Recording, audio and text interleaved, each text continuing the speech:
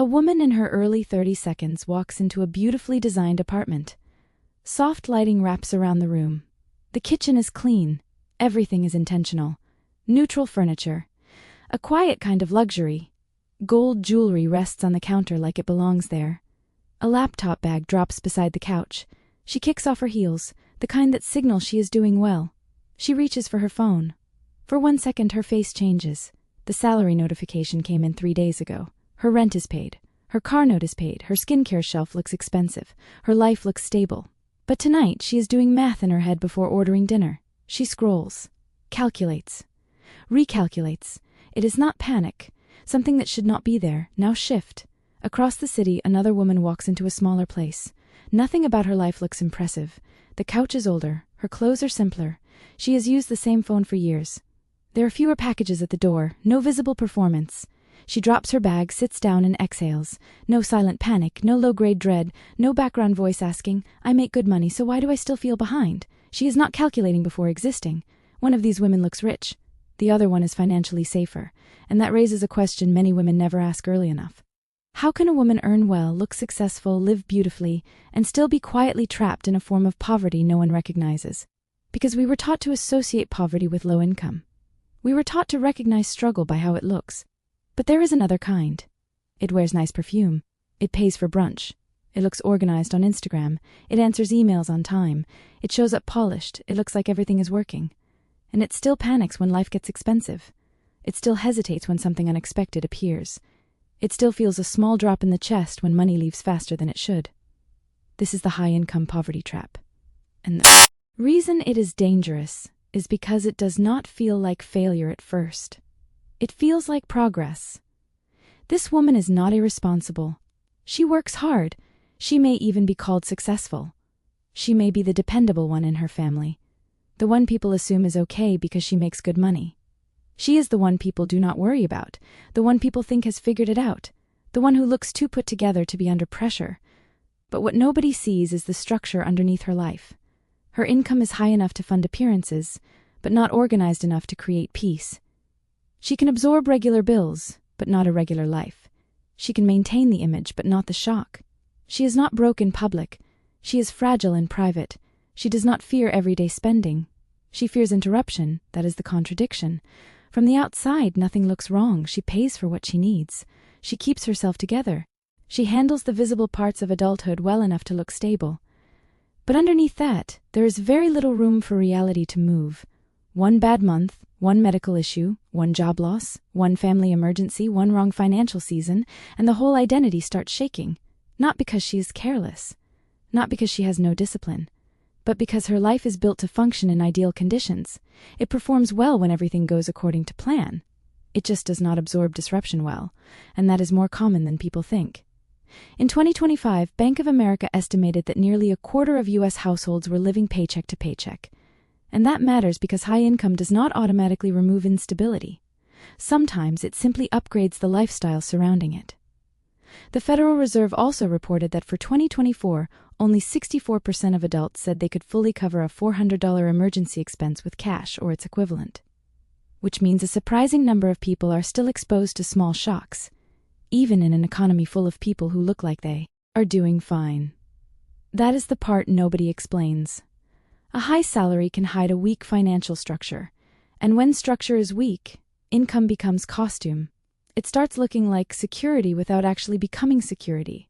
It starts looking like peace without creating peace. It starts looking like success while still leaving a woman emotionally exposed to ordinary life. The trap is not that she earns too little. The trap is that her life expanded faster than her safety did. The high-income poverty trap is not low income. It is when your income rises but your real margin does not. That is the hidden part, because from the outside it looks like progress. The salary went up.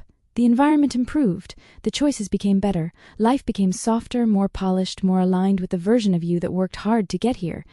But underneath that, something else may have stayed the same. Your expenses rise to match your identity. Your standards rise faster than your reserves. Your lifestyle becomes proof of success. And your financial nervous system never actually calms down. That is the trap. Not that money is not coming in, but that peace is not being built with it.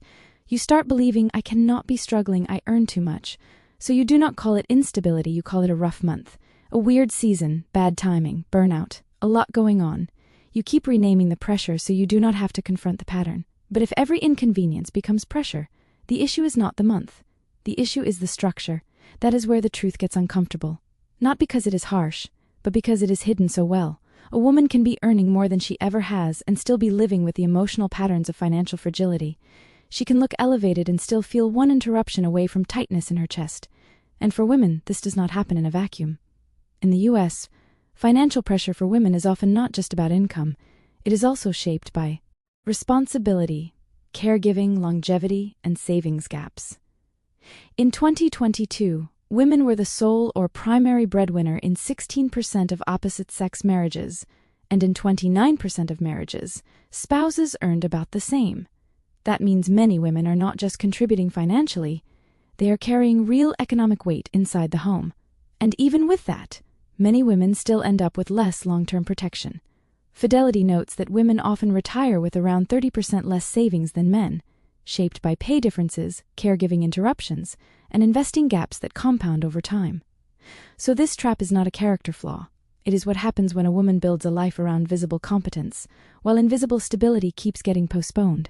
She learns how to look fine, she learns how to function, she learns how to keep moving, but the deeper structure, the part that creates actual safety, keeps getting delayed for later. And once you see that, the real question changes. It is no longer, how much do I make? It becomes, how expensive is the identity I am trying to maintain? Let me show you the 4 layers of the high-income poverty trap, because this does not happen all at once. It builds quietly. It looks normal while it is happening. It even looks successful while it is happening. And that is exactly why so many women do not recognize it until the pressure has already entered their body. Layer 1 is income expansion. She earns more, so life expands. The apartment gets better. The beauty maintenance gets better. Convenience gets better. Social habits get better. Her version of normal gets upgraded. Nothing about it looks reckless. That is important. It all looks deserved. And in many ways it is deserved. She worked for this, she prayed for this, she pushed for this. She wanted her life to reflect her effort. So she improves what she can improve. The environment gets softer. The details get better. The daily experience becomes more beautiful. And this is where the trap stays invisible at first, because nothing in this layer looks like a mistake. It looks like a woman finally getting access to the kind of life she was trying to build. Then layer 2 begins. Identity inflation. This is where it gets psychological. Her spending is no longer just spending. It becomes evidence. Evidence that she is not behind. Evidence that she is doing well. Evidence that her hard work is showing. Evidence that her life is moving. Now, money is not just money. It is emotional proof. Proof that she is progressing. Proof that she is becoming. Proof that the struggle meant something. Proof that she belongs in the room she worked to enter. And once money starts doing identity work, it becomes harder to question, because now cutting back does not feel like a financial decision. It feels like a personal regression. It feels like shrinking. It feels like undoing visible success. That is why this layer is dangerous. Not because she is foolish, but because her financial choices are now tied to self-perception. Then layer 3 arrives. Margin collapse. This is the part nobody posts. The income is higher. The breathing room is not. She earns 5 figures a month, but still feels a pulse of fear when something goes wrong. One unexpected expense, one delay, one problem, one disruption, and her body reacts before her mouth does. That is not wealth. That is polished exposure. From the outside, it looks elevated. But underneath, there is not enough space, not enough cushion, not enough recovery room. The numbers got bigger, but the safety did not grow at the same rate. And that is what makes this so psychologically exhausting. Because when a woman earns more, she expects to feel safer. So when she does not, she often blames herself instead of questioning the structure. Then layer 4 completes the trap. Silent poverty. And this phrase matters, because this is not poverty in appearance. This is poverty in resilience. You look fine, you function fine, you spend fine. But your life has very little shock absorption. That means almost everything has to keep working for you to keep feeling okay. The money has to keep coming. The routine has to stay intact. The pressure cannot rise too much. Life cannot get too unpredictable. Because the moment reality pushes too hard, the structure starts trembling. So now the trap is complete. High income on paper, low peace in practice. And this is not rare. It is more common than people admit.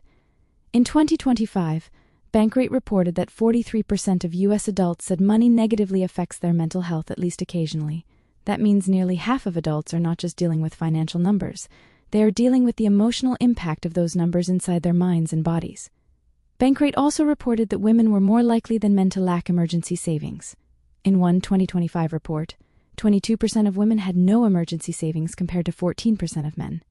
Another report cited 30% of women versus 18% of men, depending on how the survey was framed. The exact percentage shifts, but the pattern stays the same. Women are more likely to be financially exposed when life hits unexpectedly. And that matters because it tells us something deeper. This is not only a money story, it is a nervous system story, a self-trust story, an identity story. It is about what happens when a woman looks fine on the outside, but her inner world never fully receives the message that she is safe. Now the psychology gets deeper, because the high-income poverty trap is not just about spending habits. It is about the emotional structure underneath a woman's financial life. First, high income can hide bad financial architecture. A woman can make more money and still build a life that depends on constant inflow, meaning if the money pauses, the peace disappears. That is not because she failed. It is because no one taught her that income and security are different categories. Income is what comes in. Security is what remains when life interrupts. That distinction changes everything. Because a woman can have money coming in every month and still have very little real protection. She can look financially strong while privately depending on uninterrupted performance to keep her life stable. As long as the salary lands on time, everything appears fine. But the moment the flow slows down, the emotional truth is exposed, and that is what makes this trap so deceptive. It allows a woman to feel elevated without necessarily being protected. It allows her to feel upgraded without becoming deeply anchored. Then there is the second layer of psychology. Lifestyle can become emotional anesthesia. Some spending is not vanity, it is regulation. Convenience because she is tired. Aesthetic living because chaos feels unbearable. Luxury because she needs proof that her work is worth something. Soft life spending because she has been carrying too much for too long. That is important to understand because it changes the tone of this conversation. This is why shame does not solve the trap. The behavior often has emotional roots. Sometimes a woman is not spending to impress anyone. She is spending to feel relief, to feel softness, to feel reward, to feel like all the pressure she carries is producing something visible, something beautiful, something that reassures her that the effort is not for nothing. So when people reduce this issue to poor discipline, they miss the emotional intelligence of what is really happening. The spending may be functioning like comfort, like self-repair, like proof, like a private attempt to create peace in a life that still feels heavy. Then there is the third truth. The trap grows quietly because success hides urgency. When a woman is visibly struggling, she gets signals to change. People see the instability. The environment reflects it. The pain becomes harder to deny. But when she is performing well, she gets applause. And that applause can delay truth. No one stops the polished woman to ask, "Are you safe? Or are you just expensive?" Because polished women do not trigger concern. They trigger assumption. People assume the woman who looks put together must also be protected. The woman who earns well must also have margin. The woman who looks elevated must also feel secure. But that is not always true. Sometimes the woman who looks the most stable is simply the one most committed to maintaining the image of stability. And the more rewarded she is for that image, the longer the real issue can stay hidden. Then there is the pressure women often carry that income alone does not solve. A woman may be earning for herself, helping family, managing beauty standards, planning for future children, supporting parents, or recovering from years of under-earning. These pressures do not always show up in salary conversations, but they shape financial behavior. Because money is not moving in a vacuum. It is moving through identity, obligation, history, expectation, and emotional memory. A woman may spend differently not because she is careless, but because she is carrying multiple timelines at once. She is trying to enjoy the present, repair the past, and prepare for the future, all with the same income. And that creates pressure that cannot be seen just by looking at a number. That is why even as many women continue building wealth through resilience and long-term assets, the path still feels heavier than it looks from the outside. The financial story is often more complex than salary alone can explain. Now look at what this means in practical terms. If a woman increases her income by 25%, but her fixed lifestyle rises by 22%, her life may look dramatically better while her actual freedom barely changes. If she earns an extra $2,000 a month, but only keeps $200 to $300 of new breathing room, then the income changed faster than the structure. That is how a woman can double her salary and still not feel safe. Because what changed was the surface, not the foundation. The apartment improved, the options improved, the image improved, but the actual resilience of the life did not improve enough to calm her body. And that leads to the deep truth. The trap is not that she wants beautiful things. The trap is that she keeps trying to buy the feeling of stability instead of building the structure of it. Real wealth begins at the moment your life stops needing constant financial performance to feel stable. That is the shift. Not the moment you start earning more. Not the moment your lifestyle looks better. Not the moment other people can see that you are doing well. Real wealth begins when your life no longer depends on ongoing display to feel secure. A wealthy woman is not only a woman who earns well, she is a woman whose life has margin. A woman whose bills do not consume her identity. A woman whose emergencies do not instantly become fear. A woman who does not need every dollar she earns to protect the image she built. That is a different kind of power. Because now money is no longer being asked to do emotional labor it was never meant to do. It is no longer being used to constantly prove that she is okay, progressing, successful, or worthy. It is being used to support a life that can breathe. And this is where the contrast becomes clear. The poor version of high income says, I make good money, so I should look like it. The wealthy version says, I make good money, so my life should become harder to destabilize. That is the revelation. Not make more and show more, but make more and need less from the money emotionally. That is where a woman begins to leave the trap. Not just by changing numbers, but by changing what those numbers are responsible for inside her. Because once money stops carrying self-worth, urgency changes. Once lifestyle stops acting as emotional proof, choice becomes clearer. Once identity is no longer tied to visible performance, breathing room stops feeling like absence and starts feeling like safety. So to escape this trap, a woman usually has to do 3 invisible things.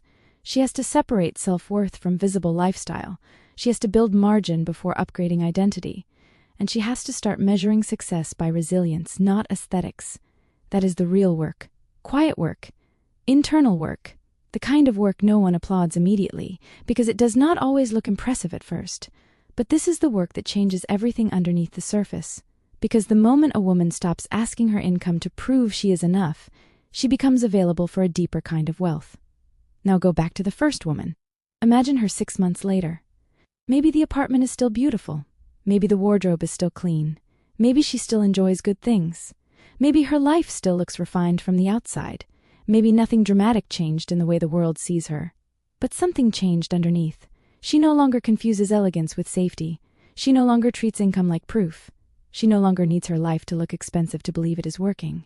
And that changes everything. Because now she's building something better than appearance. She's building resistance, breathing room, choice, time, calm. She's building a life that does not panic so easily, a life that can hold interruption without immediately turning it into identity damage, a life where one unexpected expense does not make her question whether she is failing, a life where her nervous system is not tied so tightly to what comes in every month. She still likes beautiful things. She still appreciates quality. She still enjoys softness. But now those things sit on top of stability. They are no longer being asked to replace it. And that is the difference. Because the goal is not to become a woman who earns enough to look secure. The goal is to become a woman whose life can absorb reality without collapsing internally. That is what wealth starts to feel like. Not louder living. Not prettier evidence. Not more performance. Just less fear. Less fragility. Less dependence on the next paycheck to keep your identity intact. That is when money stops being a costume and starts becoming a structure. That is when peace stops being something you perform and starts becoming something you can actually feel. That is when success stops living only in the visible parts of your life and starts living in your capacity to remain steady when life gets real. A high-income woman is not automatically a wealthy woman, but the moment she stops using money to perform safety and starts using it to create actual stability, she enters a different code entirely. That is the wealthy woman code.